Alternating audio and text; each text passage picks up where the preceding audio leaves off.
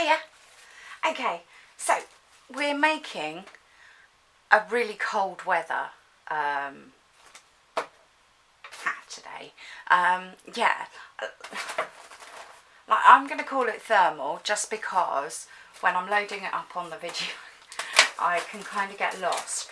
Now I've got my trusty prop here. This is a knitted hat, and as you can see I know it fits quite well. So yeah, I know it fits quite well. And the thing to remember is that it stretches. So I can't just cut round this and then use this lovely fleece material, because it will, yeah, no, you know, it just won't work. You know, the fleece gives and this stretches. So there's a bit of difference. So what I need to know is I need to know the widest point of my head. Okay? Yeah, so it's kind of like this domey bit at the back, you know, where you keep your brains. Yeah. So I've measured there, and I can then cut that measurement in half, because there's going to be a front and a back, like on this hat. Yeah. So I got 24. I don't know how much you're going to get. It won't be that much difference, but that's what I got. Now the next thing I need to know is I need to know how far this is going to go up. So if I just hold the tape measure and sort of level with my head, it kind of goes up 5 inches. Yeah, I can get rid of that. It helps me, even though it might not help you, just to have something to explain it with. So I've now got 4 large dots on my bit of paper. Now if I bring this hat back that I do still need, I can see that the dome actually only changes like 1.5 inches, maybe 2. Yeah, so it only starts doming right at the top. It doesn't start doming from the bottom. So if I put a 5th mark there, I can then draw a line in between all these. Now remember, you've got to add your hem allowance in here as well. So you can either cut to the measurements and then cut round the pattern, or you can enlarge the pattern. It depends on you. Depends on preference. It's complete preference. So I'm going to cut 4 of these. Now these are a dome for the front, a dome for the back, and a dome for the lining, and a dome for the back on the lining. Now yes, you can make the lining just a little bit smaller, and when we sew it, what I'm going to do is with the lining I'm going to leave a gap unsewn so I can turn it all inside out. So that's that part, and then I'm going to put a band. So this needs to be twice the width I would wear it. Yeah, so at the back we're talking 4 inches so that I can cover my ears, but at the front, so I don't cover my eyes, I only want it maybe 1, 2. So I'm going to put a band which is going to be folded in half. So I have my band here. Now I'd like the seam at the back, and I'd like the hat wider at the back. So if I fold this into 4, now fleece is quite easy to cut. In a way, it is a miracle fabric. Yeah, it really is. So if I cut a line along there so that I've got this as my front inch and this as my back, then that will be fine. So this is 4 layers of fleece, and these are crafting scissors. These aren't my needlework scissors. And you can see that other than pushing it out, that's user error, okay? That's nothing else. It's cutting through this fine. It's cutting through this like butter, an English expression. Now all my offcuts from these fleece hats are, I'm going to use as stuffing. So, but although this one I'm using quite large pieces, some of the later ones I'll be using quite small pieces. So my job to do really is to sew my domes, for want of a better word, to leave my smaller dome out of the 4 with a gap, which, yeah, makes sense to me, okay?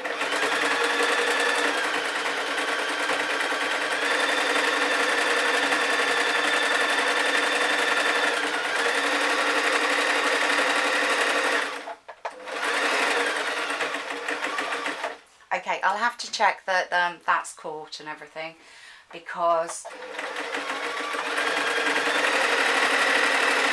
I was going probably too fast.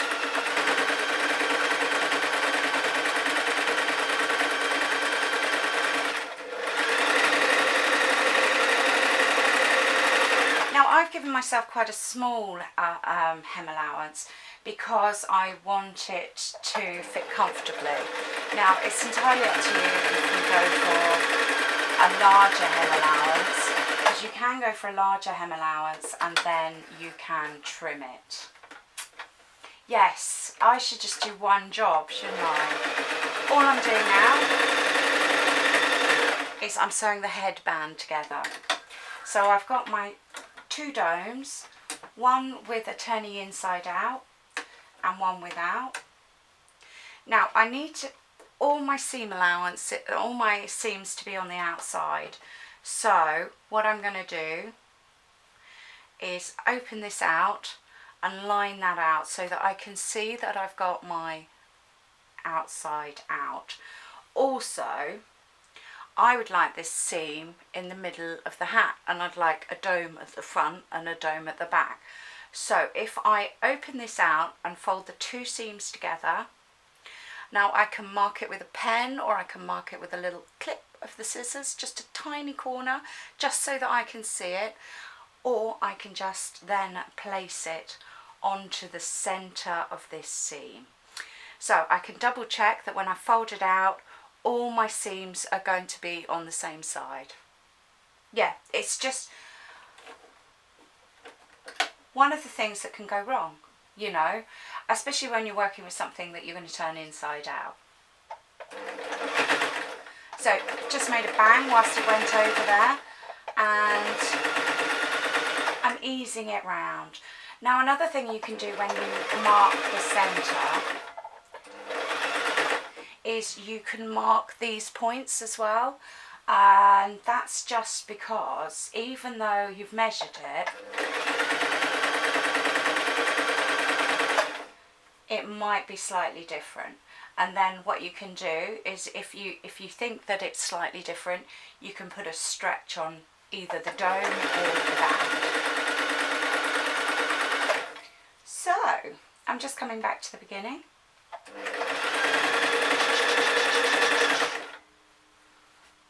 And there we go. I can put a little bit of a stretch on, and where I cut it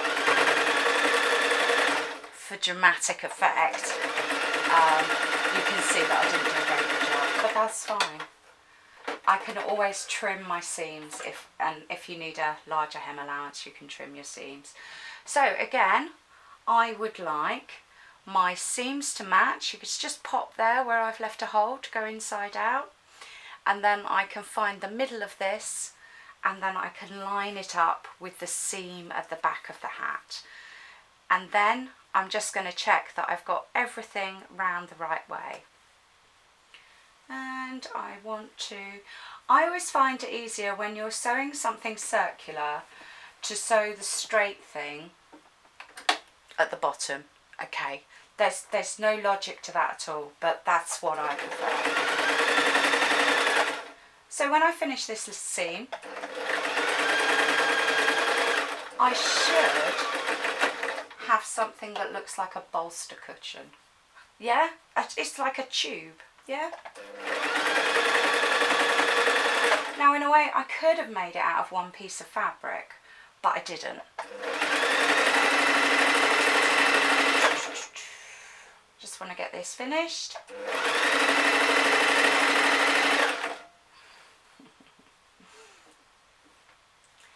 There we go. And then this last bit.